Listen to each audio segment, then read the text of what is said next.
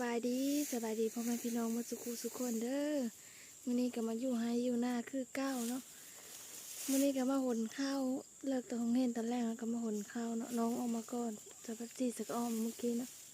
เมฆก็เกี่ยวข้าวอยู่เนาะเฮาก็สิมาหนข้าวนั่งแล้วก็นั่งเลย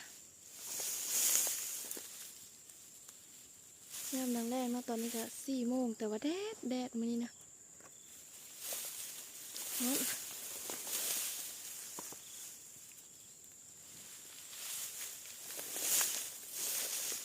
เดี๋ยวมาเบิ่งน้ำเดียวเลย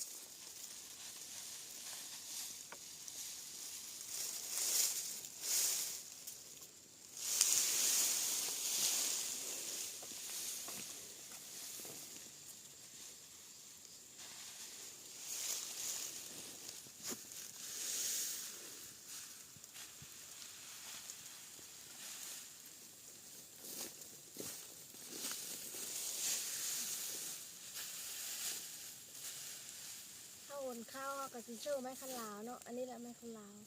ห้าบเอาไม่ได้เอารถไถมาแล้วเนาะเพราะว่าบ่มีทางลงมัน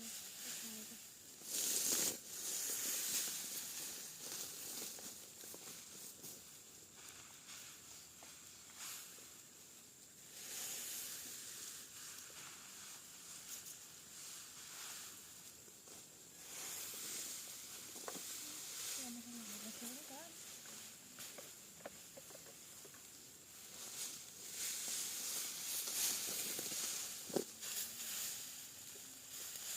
เอาจังมากก็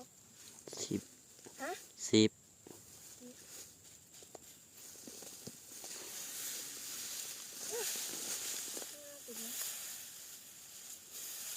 ข้างละห้าหาตั้งอะไรนี่มันก็เปลี่ยนไปข้างละห้าฮะข้างละห้าข้างละห้านั่นแหละ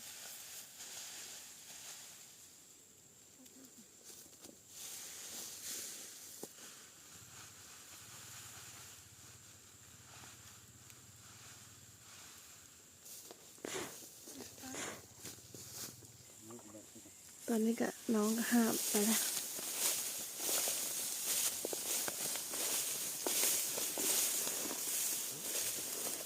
ปีนี้เนาะเพิ่นเยอะแล้วเพิ่นก็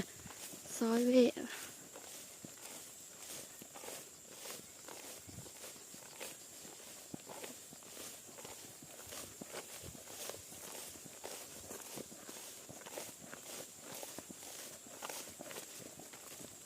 เอากระกองนะผมก็มาขามนี่เขายัง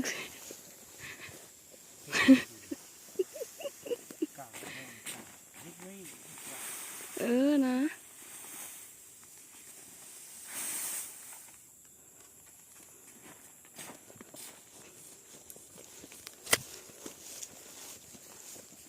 ไม่เอาไปตรงนี้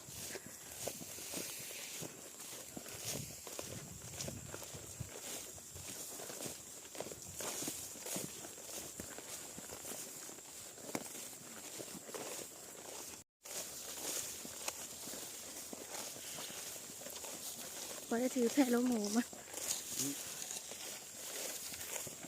ทุกเสื้อกูก็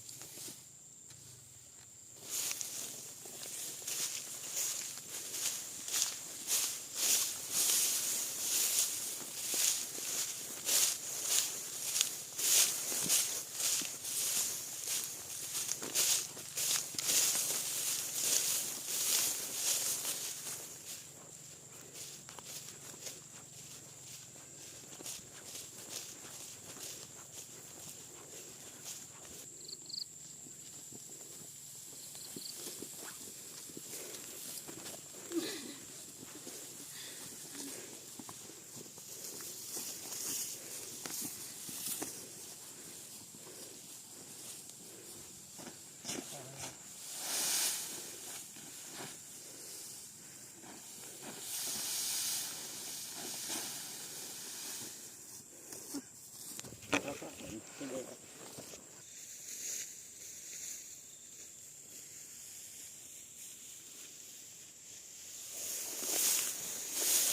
เอาหอบสองแล้วนะบัดนี้เขากะโผล่มาเลยเนาะฮะข้างละ7อันนี้เขาสิเอิ้นว่าขามังเนาะตัวนี้ตัว3 ขาอันนี้เขาจะเอิ้นว่าไม้คันลาวนะ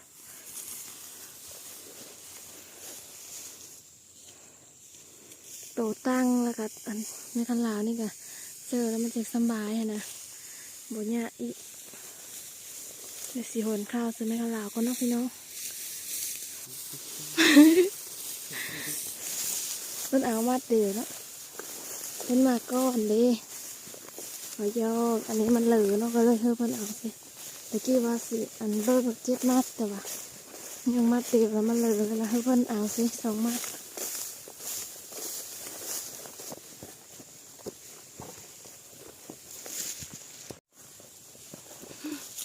ฮอน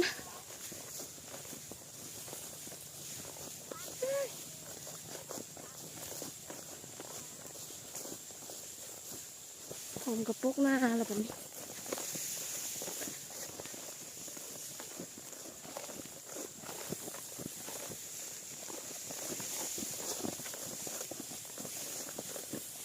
ครับตอนแรกพักบ่ได้นั้นไปเอาแน่น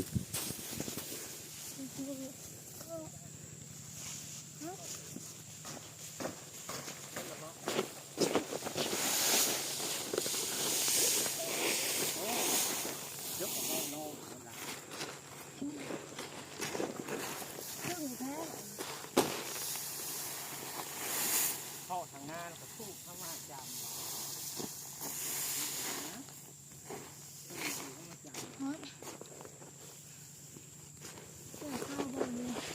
อืม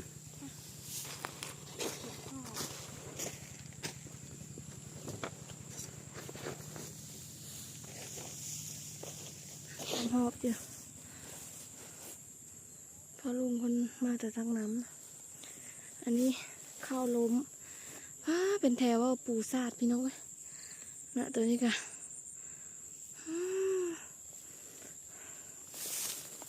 สีเกี่ยวข้าวก่อนแบบนี้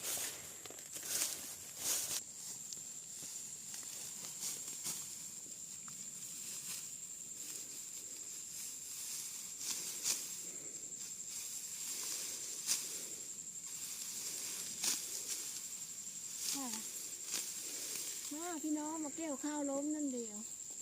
แต่เราเก็บแต่นี่แล้วเรากับพ่อของเราเขาเก็บเขาขึ้นเก็บอยู่แถวหน้าถึงนะเพราะว่ามันไม่ได้ล้มนะจูนี่ยังบอกแก้คักก็เลยขึ้นเก็บอยู่หน้าถึงคุณละน่าจะแก้ให้แกนี่แหละได้แกนี่จะขึ้นเก็บอยู่หน้าถึง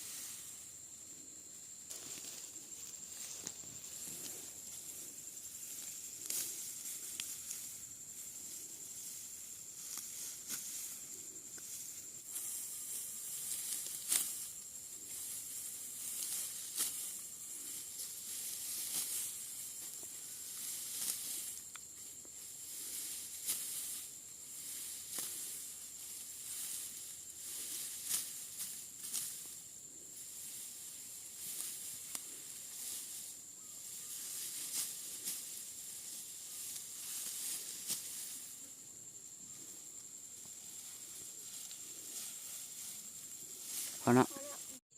ตอนนี้ก็แล้วเนาะเฮอนี่ค่ะทุกคนเฮอแล้วนะปูฮักเลยตอนนี้ก็สีค่ำๆแล้วตอนนี้ก็ประมาณ5 โมงแล้วถ้าก็สีขึ้นเกลียวอยู่หน้าเถงแล้วก็อีกประมา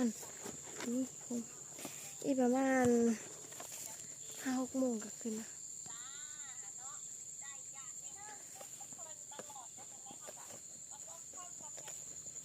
ตอน อันนี้ก็คำแล้วคำไหวแท้ๆพี่น้องเลยเห็นตาตูบๆเนาะตาตูบเพราะว่าเป็นตุ่มเนาะ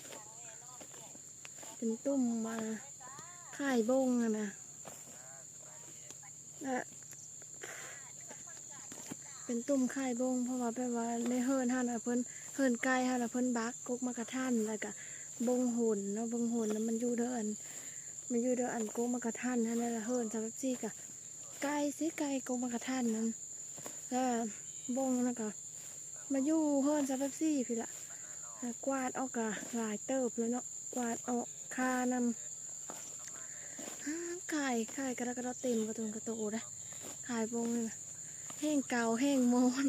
คันเก่ากระไรพี่น้องเอ้ย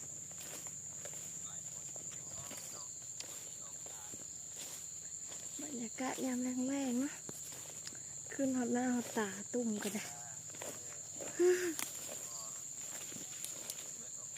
มันสิเกลน้ำอยู่บ่หน้าเทงนี่นะ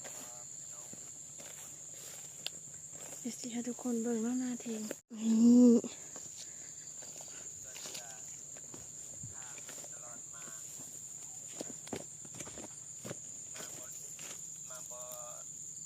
เขา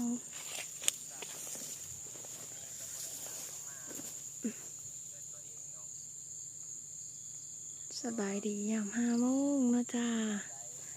พี่น้องตอนนี้ก็ขึ้นมาแล้วนะพี่น้องเกี่ยวข้าวดอนหน้าเทงกะแก้วได้น้อยเดียวแต่สำหรับกินนี้กะขอจบเพียงเท่านี้นะพี่น้องถ้ามากินนี้กะอย่าลืมกดไลค์กดแชร์กดติดตามกดซับสไครต์เด้อสำหรับกินนี้กะบ๊ายบาย